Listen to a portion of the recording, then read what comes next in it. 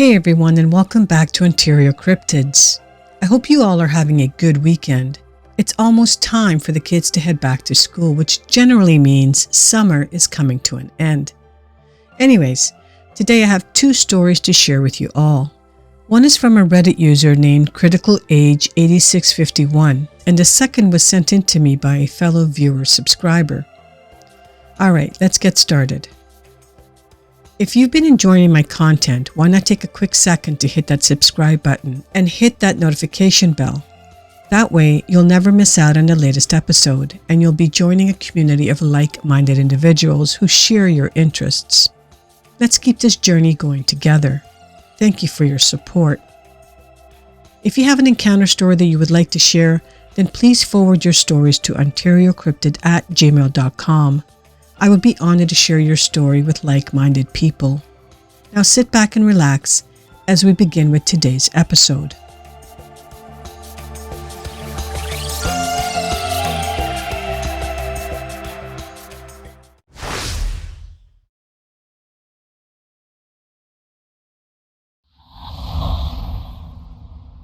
For this next one, the date is unknown, but we are heading to one of the Hawaiian islands. I'm not sure which one, but why don't we get started?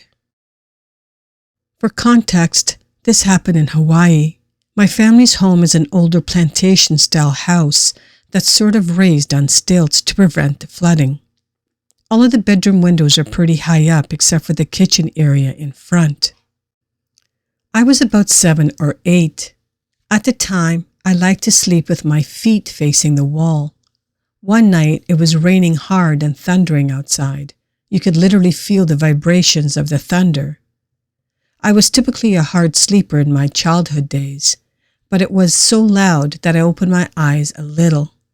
I just so happened to be facing the window when I slightly woke up. It was pitch black outside. My windows have jalousies and a screen between. All of a sudden, there was a crack and thunder and lightning. For a split second, which felt like forever, what I saw in that brief flash of light from the lightning was a dark silhouette of a person looking into my window. The two hands gripping the ledge of the window on both sides of what I'm assuming was a half-circle shape of a head. It was not a real person, because where their eyes would be were instead two faint white oval-shaped cutouts of the dark shadow just hanging on my window looking inside. Needless to say, I quickly covered myself with my blanket trying to process what I just saw. I did get brave after a few minutes and snuck a peek, but there was nothing there. The next day, morning, I went to the back of the house to see how anyone could peek in. I was confused and curious. First of all, there is no ledge to grip onto. Secondly, my room window was about 10 feet high. Thirdly, you can't see in because of the jalousies, a crude covered screen, a light curtain, and let alone at night. I've only ever mentioned this to a few people. I still think about it every now and again. I'll probably never forget it.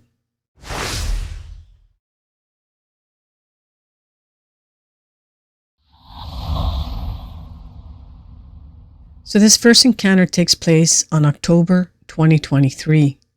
We're heading to Park County, Indiana, and the nearest town is Rockville. Hello, my name is Katie, and I'm a middle-aged woman that lives in a very rural part of the Midwest, an area where my closest neighbors are just under half a mile away. Just to give you and your listeners an idea of how isolated it is where I reside. I've never been married and I have no children of my own, but I do have 2 older indoor cats, Calvin and Hobbs, as well as a female Australian Shepherd whose name is Banjo. She is my constant companion and is always outside with me when I'm mowing the lawn, tending to my plants, or just lounging on the front porch when I'm sitting in my rocking chair and observing my own slice of the world. In the rear of my house, I have a 10-foot by 10-foot deck and another chair I sit in. My backyard is half an acre of grass, which is clear all the way to the adjoining tree line, which is the property of someone else. I sit back here sometimes to enjoy the peace and quiet of nature and to watch the squirrels, the birds, and every so often deer, which find their way onto my property. I take joy in surveying the world around me and also watching Banjo run around and get her exercise when she needs to stretch her legs. What I experienced goes back to last year in October of 2023. Banjo was acting restless and letting me know that she needed to go outside to do her business. I put on my sneakers and a light jacket, and then I went outside onto the back porch. I don't know why, but for some reason she enjoys doing said business on the side of the house most of the time. She took off down the steps and went around a corner while I sat in my chair twiddling my thumbs until she decided to come back. Usually that was no longer than a few minutes, and in typical Banjo fashion, she came back onto the deck standing next to me while I was still in my chair. However, she wasn't staring at me as she always does. Her ears were up, her head tilted, and she was looking past and behind me in the other direction. This is the point where I ask myself, what is she looking at? I knew from past experience that seeing one or more deer would get her attention, as would wild turkeys that came onto my property on rare occasion. I turned my head and body towards whatever it was she was looking at, and that's when I saw it, or rather, them. Now, this is the part where I'm going to sound cuckoo and maybe downright bonkers, but it's the absolute truth, 100%. It's so nutso, I'm not even sure I would believe me, but it's what I saw that day, Banjo too. First, let me tell you that Banjo loves to bark, and she can be very hyper dog at times when she sees something that's new to her.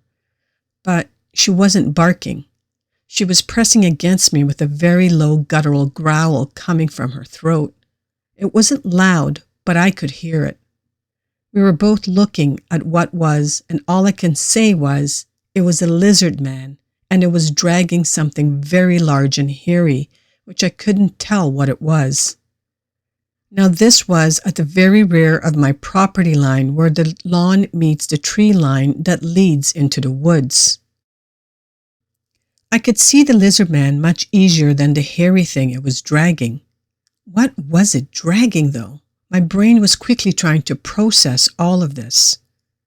There are no bears anywhere close to where I live. Whatever it was dragging, it was massive. But the lizardman was massive as well.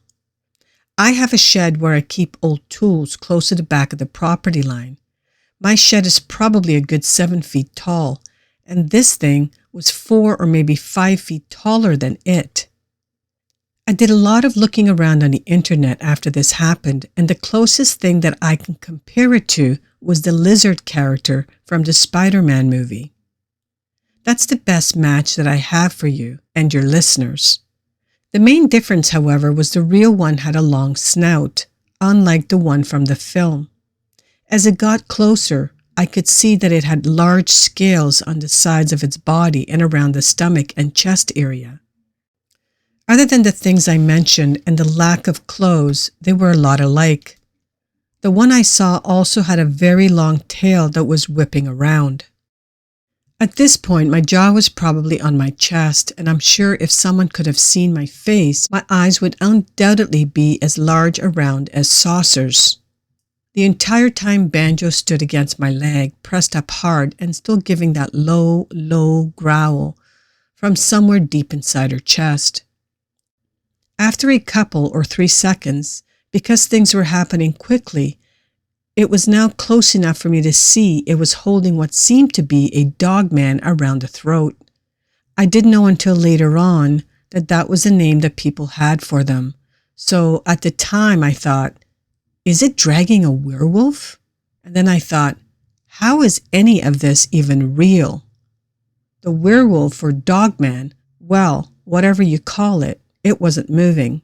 It was on its back and the lizard had a scaly, clawed hand wrapped around the Dogman's throat, just pulling it along like a small kid would pull a red wagon behind themselves.